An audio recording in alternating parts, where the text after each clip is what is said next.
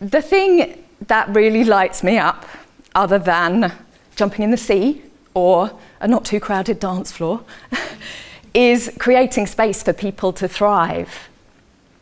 On my 30th birthday, I qualified as a primary school teacher, and I loved it. Or should I say, I loved working with children.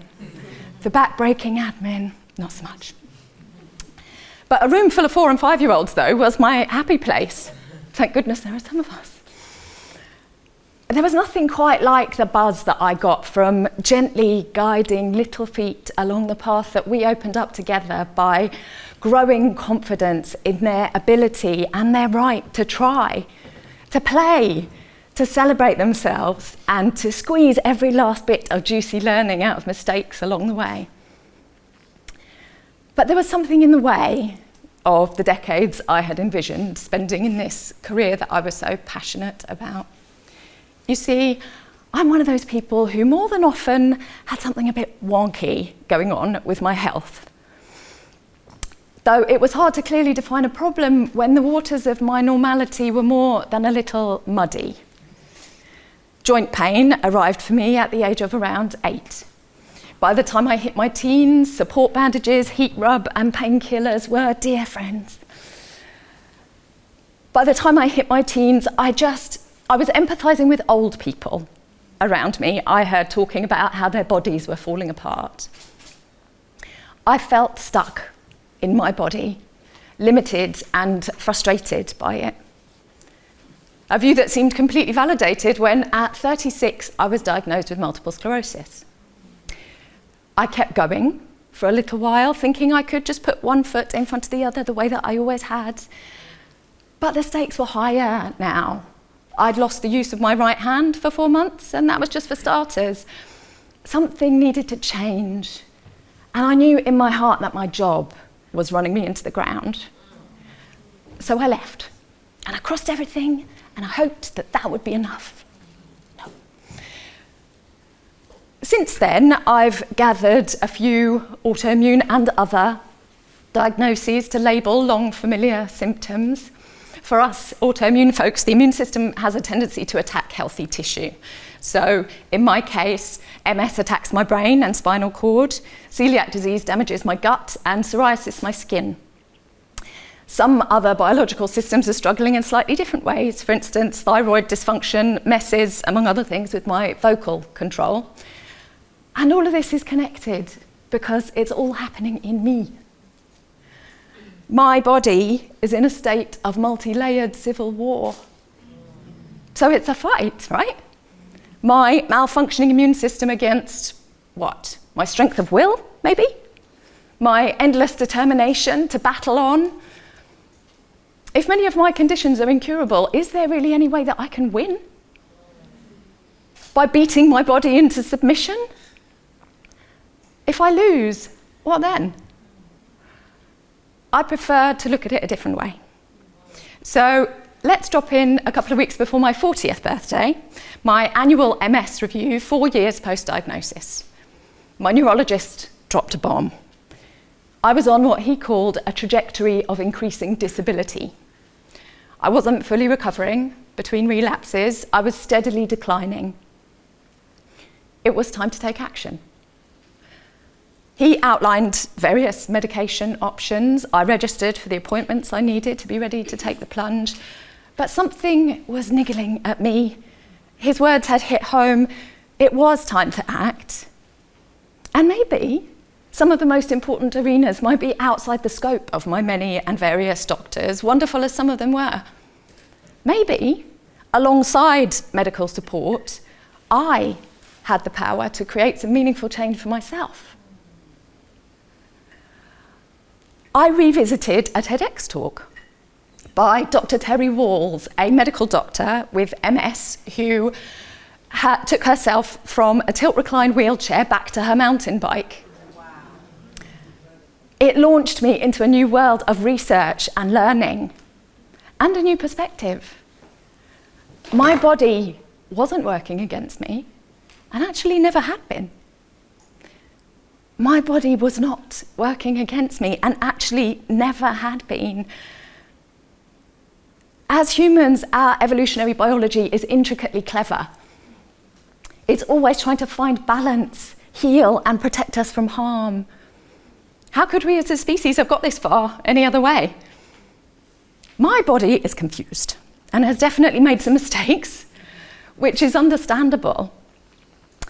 Modern life is set up so differently to the majority of human history.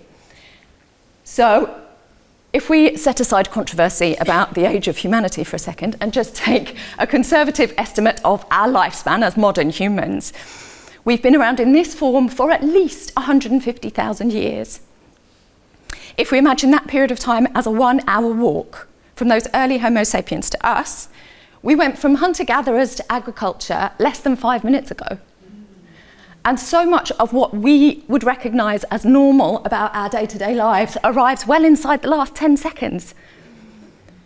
Industry, electricity, the consequent processing of food, and so much more. The smartphone's been around for less than half a second. And if we take the longer view of human history, including earlier hominins, we're talking at least 4 million years. That puts agriculture 11 seconds ago. And everything that we recognise about modern life from the Industrial Revolution onwards squashed into the last quarter of a second. While we are still changing, evolution can't keep up with the pace. So I had been giving my body a lot of inputs that it didn't understand. Continually elevated levels of stress, artificial light, those processed foods, while at the same time depriving it of so much that it relies on, like consistent and good quality sleep, or varied and frequent physical movement. It's unsurprising that these environmental triggers help to push me over that edge.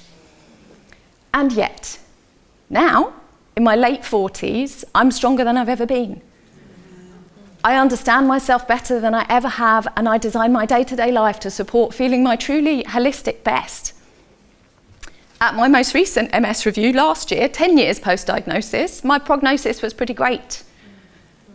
Because my MS has been largely stable since I began this work, it's now likely to stay that way. I haven't yet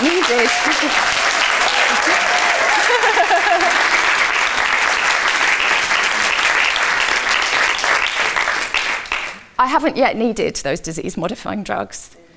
And because everything I've done has broad spectrum benefits, my other conditions have all improved along the way.